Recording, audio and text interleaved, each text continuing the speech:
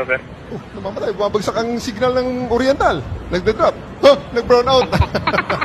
Ngayon, gusto nila akong tawagin. Tawagin na lang nila ako. Huwag na sila magdadaldal pa. Tawagin. Nako, yari dito si Saldimo at si Bunjeng sa isang palaban na Mayor Magalong. Marami pong isiniwalat, mga kabistak. Itong si Mayor Magalong patungkol sa flood control projects. At hindi lang sa flood control, mayroon pang iba. Naku, yawards talaga itong mga buhaya. Oh. Pero bago ang lahat, palike po muna, pa-share, pa-subscribe. At maraming salamat sa palaging pagsuporta sa Berada Agila. At syempre, suportahan nyo rin po yung pangalawang YouTube channel ko, Bisdakan Pilipinas. Ina-uploadan ko lang din po. Iyaan. Oh, ito mga kabisdak, Mayor Magalong palaban sa kanyang mga pasabog at mga isiniwalat patungkol sa flood control projects ng gobyernong Marcos na grabe, sandamakmak na korupsyon. Hindi rin nakatiis ang naturang mayor, binoljak si Auntie Claire. At ayon kay Mayor Magalong, huwag maging sarcastic. Kasi nga, nagpa-interview itong si Auntie Claire sa One News sa TV5 Talagang mayroon siyang yatang binitawan, hindi magandang salita para kay Mayor Magalong. Kaya ayan, nagkomento po yung naturang mayor. At pumalpak na PNP chief champ sa harap ng kanyang amo, bulldog pahiya. Ano ba, bulldog pitbull? Ano talaga? Pahiya sa kanyang amo na si Bunggang Bungbong. Sumbong mo kay Bongbong. O, bago po natin ipalabas yung nakakatawang pangyayari patungkol kay General Torre at kay Bongbong, pakinggan po muna natin ang mga balitang itong mga isinisiwalat patungkol po sa flood control projects ni Bongbong Marcos. At hindi lang po flood control projects ang isiniwalat ni Mayor Magalong dito. Marami ho pang balaghan, maraming kabalbalan. O ito mga kabisdak, pakinggan po natin. Hindi lang umano sa flood control initiatives umiiral ang korupsyon, maging sa iba pang infrastructure projects. Nako. Ayon kay Baguio City Mayor Benjamin Magalong, rigged kasi ang mga bidding para sa kontrata at nakikinabang mismo ang ilang kongresista. Patay. Is a highly syndicated and organized crime activity or criminal activity among powerful individuals. Ganyan inilarawan ni Baguio City Mayor Benjamin Magalong ang umano'y anomalya sa flood control projects. Contractor na yan. Una nang ibinunyag ni PBBM na na-corner ng 15 contractor ang 100 bilyong piso o 20% ng pondo para sa proyekto. Sa On Point ng Billionario News Channel, sinabi ni Magalong na may favoritism talaga sa pamamahagi ng budget. Paborito sila dahil marunong silang mag-deliver nga. May tungpat. Magaling na rin sila. Pero may kasi ang industry practices, meron kang magbibigay ka Kailangan mo magbigay para makuha mo yung project. Si Magalong daw mismo nakaranas ng bribery, pero pinatigil niya ang kontrata. Ang nai-offer sa akin is 10% of the total contract price na 380 million pesos. So nag-offer sila na 38 million. That was about 3 years ago. Meron din yung sa sa road safety. Alam mo yung yellow barriers? Yes, sir. I was offered 6% naman kasi yung funding will be coming from influential politicians upstairs. Yari sila dito. 38 million binabribe si Mayor Magalong. Kaso hindi nasuhulan, mga kabistak. Talagang mayroong panindigan itong mayor na ito. Kailangan managot itong si Tambaluslos at si Saldimo sa kababalaghan dito sa flood control. Sila po nakinabang dito, hindi lang ilang mga kongresista. Yung tropa nila, ayon nga sa kay Mayor Magalong sindikato. Mga sindikato, tuloy Ayon kay Magalong, rigged ang mga bidding para sa kontrata. At sa perang napapanalunan dito, wala pa sa kalahati ang natitira para sa aktual na proyekto. For 100% na funding, about 58% goes to 58% are taken out of the total amount and Binubulsa. goes to someone else's pocket. Out of the 58%, siguro yung legitimate lang doon, yung 8%. And that represents yung VAT at yung bond. Yung the rest, napupunta yan, 25% goes to the funder. Saan magaling yung fund, no? Sino nag-provide ng fund? 25% goes to that. 3% goes to the back, no? 7% goes to the implementing agency for flood control projects. Napunta yan sa DPWH. Meron din 1% para sa material testing, no? At meron din 3% para dun sa mga bidders na nag-back out na lang. Pambihira, tingnan mo po yung pera natin, mga kabisdak, no? Ganito po niluloko ang mga Pilipino under Marcos admin. Mantakin mo ha, yung 100% na pundo, sa 100% na pundo ng proyekto, ang actual project lang doon ay 42%. 58%, my God, 60% na rin po yan ay binubulsa. Pinaghati-hatian ng mga buhaya na walang awa ho sa mga taxpayer. Ito po yung kalakalan ngayon sa gobyernong Marcos. Iwan ko ba, bakit ang mga Pilipino ay hinahayaan natin po ito na kailangan may tumayo po pagdating sa korupsyon. Itong ginagawa ni Bongbong, wala ho ito. Parang hausaw lang ho ito, hindi seryoso. Siguro, medyo lumabas lang yung mga ganyang mga pahayag ni Bongbong dahil nga dito kay Mayor Magalong, matagal na nila ipinaglalaban at sinisigaw po itong mga korupsyon patungkol sa flood control projects. Tuloy po natin mga kabisdak. So naiwan na lang sa project is 42%. Grabe. Wala pa yung profit ng contractor. Assuming na yung contractor gets about 10% na lang. Or 12%. So naiwan na lang sa project is 30%. Oo. At hindi pa riyan OMG. 30% lang, 70% sa mga buhaya. Putsak ang buhay na to ha. nagtatapos ang mga kaltas. May pass-through. Kasi yung funder, galing yan sa taas eh. Tapos, kung gagawin niya sa isang distrito, yun yung tawag doon yung pass-through percentage o pass-through share. Usually, nabibigay yan sa congressman. May mga kongresta na okay na sila yung 5%. Meron naman yung maraming siguro hindi pa sa satisfied sa 5%. He will demand 10% na share niya. Pero yung share talaga sa taas, ang talagang standard is about 25%. Matatandaan sinabi sa taas yung share 25%. Sino yung mga nasa taas dito? Saldimo, ikaw ba? Bonjing, ikaw ba? Nyor, ikaw ba? Lisa Bake, ikaw ba? Sa taas eh. Sino bang mga nasa taas? ni Senador Ping Lacson na nasa 67 kongresista ang naging contractor para sa sariling infrastructure project. Ito yung mga identified talaga na contractors that who won and before they became members of the House of Representatives. Mga contractor na talaga. Contractors na nila, well-known contractors. Correct. Pero iba yung naging contractor nung naging congressman. Correct. Iba pa yun, no? At ito naman mga congressman na to, ang ginawa nila para hindi halata, yung mga contractors, yung mga asawa nila, yung mga kamag-anak nila. Mga anak. Pero behind the scene, yung nagmamando, yung nagmamanage pa rin, yung pa rin yung congressman. Dagdag ni Magalong, hindi lang sa flood control projects, may anomalya. Natutuwa pa nga yung ibang mga congressman dyan na hindi involved sa flood control, pero involved sila sa ibang mga anomalya tulad ng asphalt overlay, mga road opening, mga bridges, mga cat's eye, mga rock netting, dyan sa solar lights. Napakarami pa. Alam mo, tuwa pa sila na pumapalakpak because so far so good, hindi sila napapansin.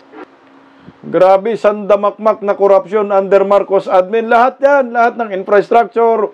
Meron nga mga ghost projects pa eh.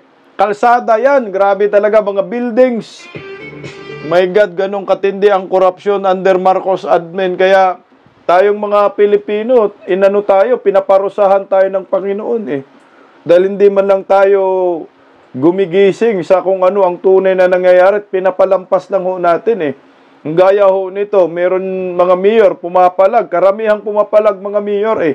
Dito sa flood control projects, pinag-uusapan flood control pa lang, paano pa yung mga kalsada. Narito po. Kung hindi palpak, hindi tapos o nawawala umano ang aabot sa 4 na bilyong pisong halaga ng flood control project sa Iloilo City ayon sa kanilang mayor. At 2 kumpanyang nasa likod ng mga proyekto ang kabilang din sa mga 15 inilista ng Pangulo na naka-corner ng pondo kontra baha. 15, sana may makulong. Nang manalasa ang magkakasunod na bagyo at habagat sa Visayas nitong Hulyo, binaha ang Iloilo City kung saan may namatay, gayon din sa Oton at iba pang bayan sa probinsya. Sinisi ni Iloilo City Mayor Raisa Treñas ang anyay mga palpak na infrastruktura, hindi tapos na mga proyekto at ghost o nawawalang flood control projects. Aabot anya sa 4 na bilyong piso ang halaga nila sa loob lang ng 2 taon. 4 na bilyon, Yung iba hindi namin makita kasi sometimes sa projects naka-specify lang, naka-general lang. Slope protection for Iloilo or walang specific address. So, kaya hindi din kami makabigay ng specific kung ano ba details kung paano na or kamusta na yung project. Ghost project 2 nga. sa mga kumpanyang nasa likod ng mga proyekto ay kabilang sa 15 kumpanyang pinangalanan ni Pangulong Bongbong Marcos na naka-corner ng 20% ng mga pondo para sa kontrabaha sa buong bansa. Sila ang Timothy Construction Company at Alpha and Omega General Contractor and Development Corporation na naawardan din ng tig mahigit 7 bilyong piso. Sabi ni Mayor Treñas, sa Iloilo City, 600 million pesos na ang kabuuang project cost para sa 4 na flood control project ng St. Timothy at Alpha and Omega. Pero walaan niya sa project description ng 2 proyekto kung saan itatayo ang mga ito, habang ang 2 walang ginagawang proyekto sa nakalistang lugar. Patay. Ang Iloilo City Ghost District project. Engineering Office ng DPWH ang implementing agency ng mga naturang proyekto. Kinakalampag pa ng City Hall ng DPWH para makakuha ng ibang detalye. Kaya ghost talaga kasi inahanap natin, hindi natin mahanap. Nagtatago. Kaya, or maybe, with the help of DPWH, they can locate this and they can explain to us kung saan ba at makita na natin yung ghost. Baka buhay pala. Wala Sa na, ghost na SEC yun, ma'am. General Information Sheet ng St. Timothy at ng Alpha and Omega, ang gusaling ito sa Pasig ang kanilang office address. Pero ang pangalan sa labas ng gusali ay St. Gerard Construction. Kahit ang St. Gerard, may questionable rin umanong proyekto sa Iloilo City, ayon kay Mayor Treñas. The St. Gerard project, according sa barangay captain, na andun was to have an esplanade. Instead daw mas mataas daw yung esplanade, mas bumaba. Parang not according to specs. Sinubukan uli namin kunin ang pahayag ng mga kumpanya pero hindi pa rin sila nagbibigay ng pahayag. Para sa GMA Integrated News, Maki Pulido Yan po ang problema ngayon kasi under Marcos admin, hinahayaan nila yan sa loob ng 3 taon, hindi man ho nila yan sinisita. Walang ngipin eh. Yung Presidential Anti-Corruption Commission, tinanggal pa po nila. Dapat yun pinalakas. Ngayon, nangyayari, ginagago ang taong bayan, kurap dito, kurap doon, ang nakalungkot, mga ghost projects. Million, may 600 million ghost projects. Saan napupunta yung flood control? Yun yung masakit ho ngayon. Dahil ang presidente, masyadong late na yung kanyang ginagawa. Duda pa ho ako dito. Wala lang, for publicity lang eh. Pinangalanan mo lang, tapos hindi mo naman tinatakot, dapat takutin mo, ipapakulong namin kayo, pagmumurahin mo. Wala siyang ganong personalidad. Kaya inaabuso po tayo ng mga kurakot sa gobyerno eh. Ngayon ang mahirap dyan eh. Kagaya ho nito sa dyan sa Bicol. Kakatakot-takot na ba sa Bicol, kagabi lang yata, kagahapon, binaha yung Bicol. Napaparusahan na po ng kalikasan ang mga Pilipino dahil hanggang ngayon, tatanga-tanga pa rin eh. Ayaw pa rin magsiingay, ayaw pa rin magreklamo para bang, sabi ng Panginoon, ano bang nangyayari sa mga Pilipino?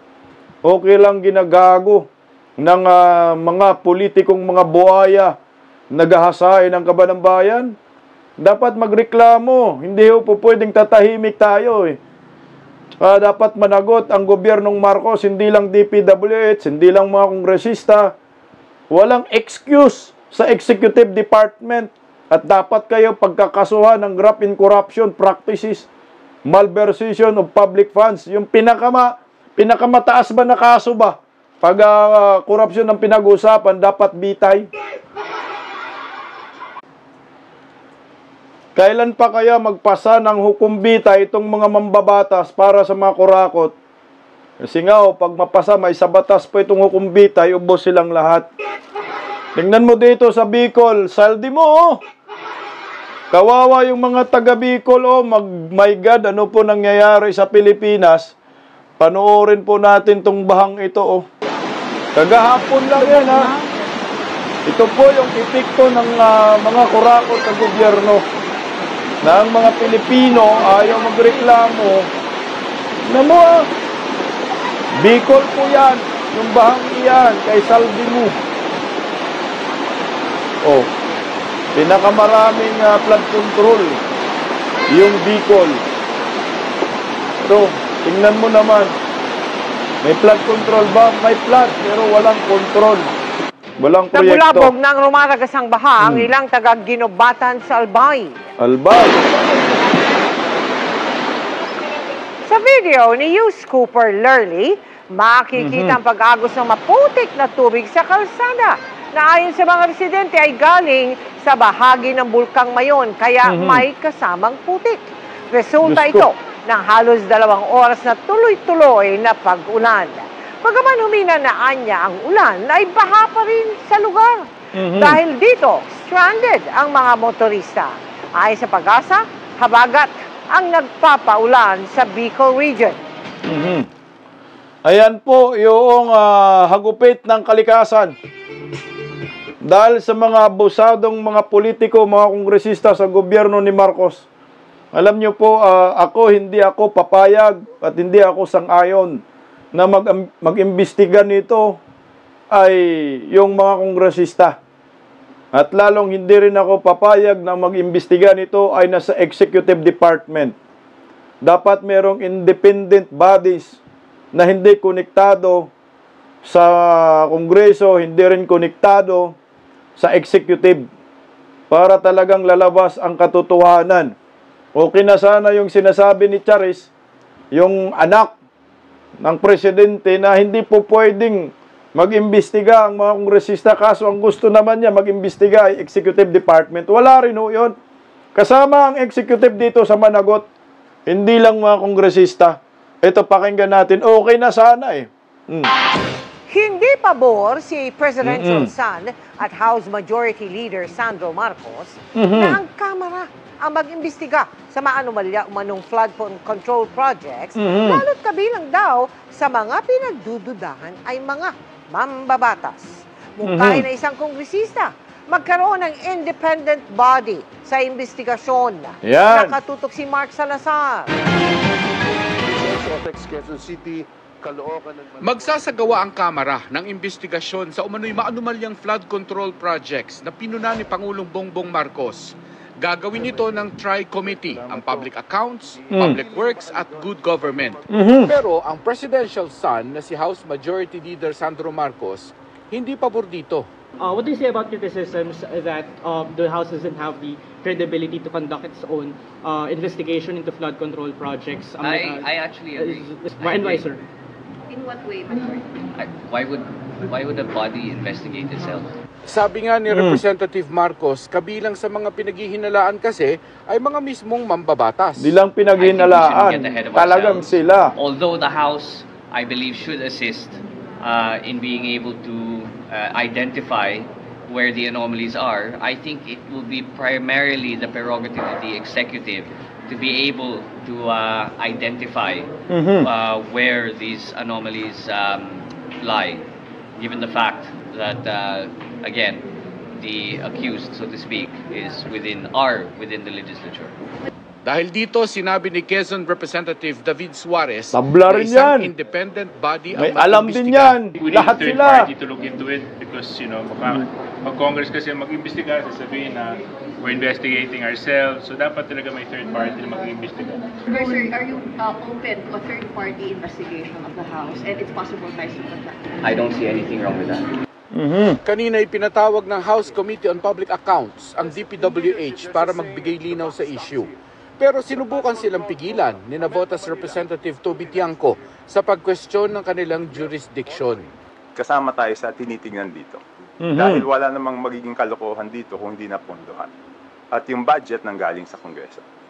So Mr. Chair, gusto ko lang siguraduhin na talagang sinusunod natin ng stricto ang ating rules. Hindi po ba dapat ang committee na sumasakop dito ay yung good government and mas shoot siya doon? Yung pong Committee on Public Accounts principally is a committee assigned to the minority.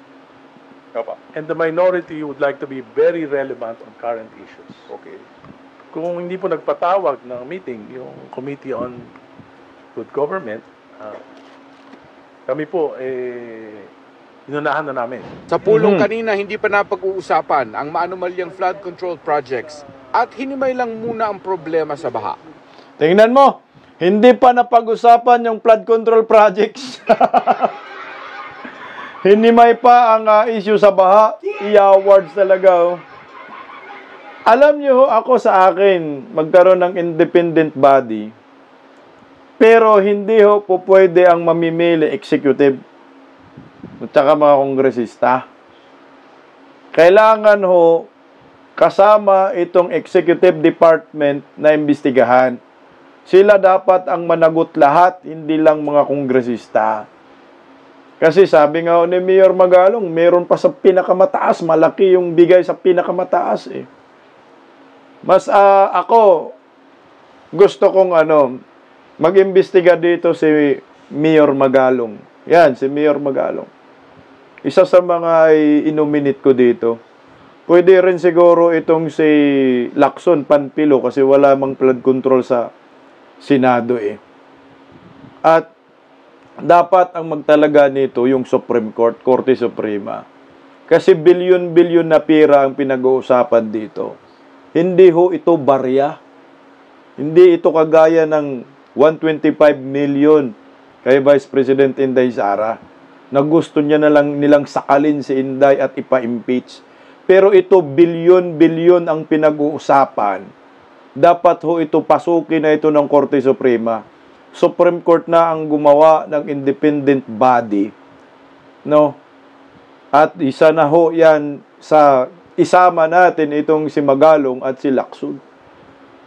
Kasi may mga listahan daw sila eh. Para malaman natin si Lacson kung gaano katotoo yung listahan niya. At meron din namang listahan si Mayor Magalong. Ang problema, duda po ako dito, kung papayag po sila na isa sa mga magiging miyembro ng independent body ay si Mayor Magalong. Kasi lahat sila masasagasaan dito eh. Lahat ng kagaguhan nila dito. Talagang malaladlad eh. Ngayon pa nga lang eh. Mukhang kinukontra na po ni Auntie Claire itong si Mayor Magalong eh. Kaya binuljak ni Mayor Magalong si Auntie Claire. Kasi para bang may pagdududa itong si Auntie Claire kay Mayor Magalong. Pakinggan po natin yung interview ni Auntie Claire dito. Ang sinasabi ng iba medyo mahihirapan yata to link directly yung mga lawmakers sa mga kontratista at sa corruption dahil wala namang pinipirmahan, hindi sila yung approving authority. Ang inaano lang, ang pinakamatindi lang na accusation actually So, walang kayo pinipirmahan kayo nag-earmark ng project, pero sinasabi nila, hindi naman kami nag-award hindi kami nag-conduct ng billing, ng bidding pala, hindi ba? Sa tingin mo as a lawyer, madali bang gawin yon na, because you're saying kailangan tight yung tight yung case and you actually mentioned marami nang na-clear dito of plunder kahit ano hindi kahit ba? ebidensya. Ano sa tingin mo? Well, yun na nga po ang gusto ng Pangulo, di ba? Ang hirap po kasi na mag-name names agad. Although may mga nadidinig po tayo, according to Senator Lacson and Mayor Magalong, may 67 na congressmen na involved. So since alam na nila eh di ibigay na po nila yung report agad kay Pangulo. Pero dapat, kumpletong ebidensya, hindi pwedeng haka-haka. Kasi mahihirapan po, masisira po ang Pangulo dito na magpipinpoint siya ng mga tao, tapos hindi man naman mapuprove. So, talaga po, kaya kinailangan muna yung mga contractors dito. Bakit? Kasi sila yung involved agad eh. Diretso yung pag-involvement nila eh. Sila agad nung gumawa nito. Bakit ganyan? Ba't nasira? Ghost projects? Kumita ka? Bakit? Sino ang backup mo? You're hoping the contractors, to squeeze the contractors so that they squeal. Dapat. Dapat. Kasi sila masisira dito. Otherwise, sila ang tatamaan ng kaso. Nanakot pa ang buing, oh. Parang walang tiwala sa kay Mayor Magalong, no? Hindi na niniwala. Kailangan daw may ebidensya. Si Mayor Magalong, dakdak ba yan ang dakdak? Matagal na po yan sinasabi niya eh. Iyan na nga ho. Huli na lang yung amo mong si Ngiweim eh. May ebidensya yan at huwag mong sabihin, takutin mo pa, kayo ang makasuhan eh. Diyan po ay sinagot po siya dyan ni Mayor Magalong eh. Alam niyo, kung ako Mayor Magalong, hindi ko po ibibigay ang aking mga ebidensya dito kay Bongbong. Oo. Magsampa na lang siguro ako ng direktang kaso sa Supreme Court. At doon na lang po siguro sa lahat ng mga korte or ombudsman, doon na lang siguro pasagutin ko itong mga kongresista. Kasama na po yung nasa Palacio de Polvoron. Bunjing, Saldimo, yari kayo dito. Doon na lang siguro eh. Pero ang sabi kasi ni Mayor Magalong din, handa naman daw siya na humarap dyan sa Kongreso. Ang problema nga, self-serving yan eh. Napakinggan po natin, matapang naman din si Mayor Magalong, anytime daw, pupunta siya. Kaso ang nakatakot, baka siya po ang mabaliktad. Ngayon, gusto nila akong tawagin. Tawagin na lang nila ako. Huwag na sila magdadaldal pa. Tawagin na lang nila ako dyan sa Kongreso. At doon na lang kami mag-usap at magkita. Hinihintay ko nga yung kanilang notice at yung kanilang summons. Tawagin na lang nila ako. But they have to allow me to do my present. Kasi resource person naman ako doon. Hindi naman ako accused doon. Huwag nila akong tratuhin na accuse ako doon. They have to treat me as a resource person. Besides, ilang beses naman na ako humarap dyan sa congressional hearing na yan. Alam ko na yung sistema nila dyan. Alam ko na rin yung pagka-standing nila dyan. Basta importante lang, diretsuhan lang usapan dyan. The contract alone at yung detailed unit price analysis, diyan mo na kaagad makikita. Ebidensya na yan. Pero wala. Ayaw nilang tignan. At magkanta ka ng market survey. On the basis of that, makikita mo na kaagad. Prima facie, you can easily get it. Basta importante sa kanya, sila meron. Ako, gawin nila akong investigating unit. Ako maglilid ng investigation na yan. I'm willing to volunteer to be the head of the investigating body. Just sa flood control project. Basta yatas nila sa akin yung PNP at yung mga ibang investigative agency like NBI. Ayan, willing naman mangunguna si Mayor Magalong. Basta yatas yung PNP, NBI, dapat lang kasi delikado rin naman yung ganyang investigasyon ang babanggain mo mga buhaya. Ayan o. Narito naman din po ang sagot ni Mayor Magalong kay Anticler. Kaya lang, nalulungkot lang talaga ako dun sa kan. Ako, apektado kami. I'm pretty sure ganun din ang sentiment ni Senator Lacson. Na parang kami pang kaaway. Kami nga nagsasalita ng totoo. Parang kami naman ang kaaway. Ano ba yan, Yusek Claire? Bakit mo naman ganyan? Napaka-sarcastic naman yung binanggit mo ng pahayag mo na sasayangin lang namin yung oras ng gobyerno. Please look at our background. And doon sa mga binanggit ko pa noon na mga korupsyon, meron bang pinabulaanan doon na hindi totoo? Diba? Kaya ako'y nakikiusap lang na please, huwag naman kayo maging sarcastic. Hindi po kami ang kaaway nyo rito. Kami po yung friendly force dito. Ang kaaway nyo po, yung mga kakilala nyo po dyan sa Kongreso. Yan po ang kaaway natin ngayon dito. At syempre, yung mga tiwaling official din dyan sa implementing agencies. Yan ang nakatakot dito mga kabisdak eh. Parang baka mabaliktad pa sila Mayor Magalong. At sasabihin pa, kaya mali yung inyong paratang, mali yung inyong mga pinagsasabi.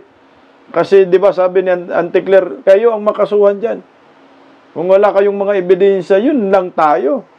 Sino ba maglalakas ng loob na magbigay ng ebidensya kay Bongbong? Kung ganyan agad ang inyong mga pronouncement na makasuhan sila, dapat nga tulungan ho ito Mukhang walang mangyayari dito sa flood control na investigasyon.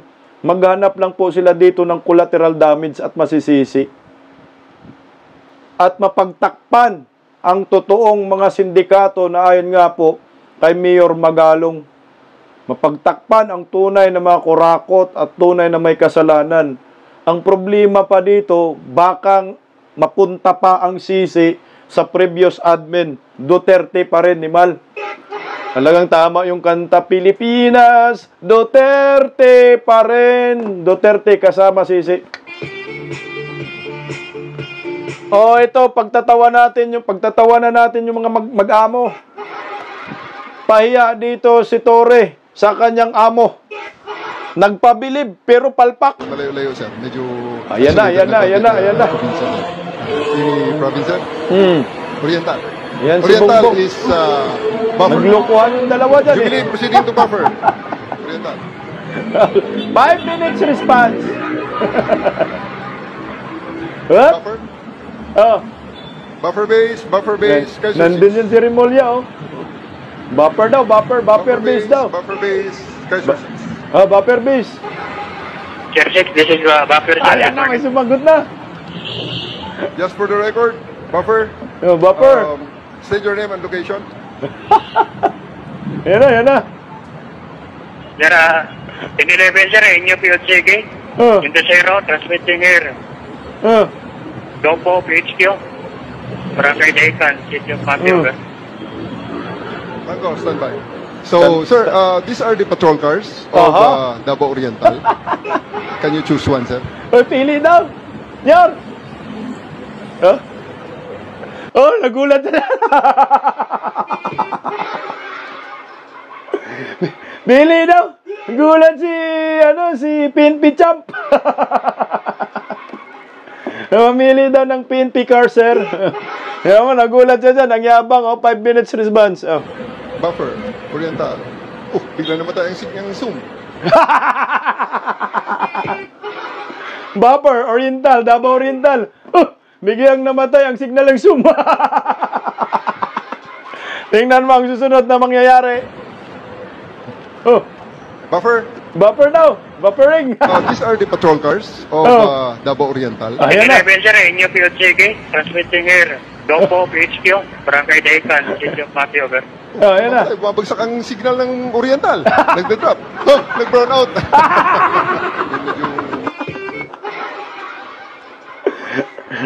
Yung gusto mong magpabilib, yung palapalpa ka. Mamili ka, sir. Buffering, nawala yung signal ng Zoom. Bumabagsak yung signal ng Oriental. Nag-brown out. Ambot, saan motoreng? 5 minutes response, sablay pa. Ayan, yung kapalpakan ni Torre. Ayan. Gulat siya Anyway, mga kabisda, good luck po, Mayor Magalong. See you po muli mamaya. Mabuhay po tayo mga Pilipino. See you mga 8:30, Bisdak Pilipinas. God first. Maraming salamat po. Bye-bye. Ingat po.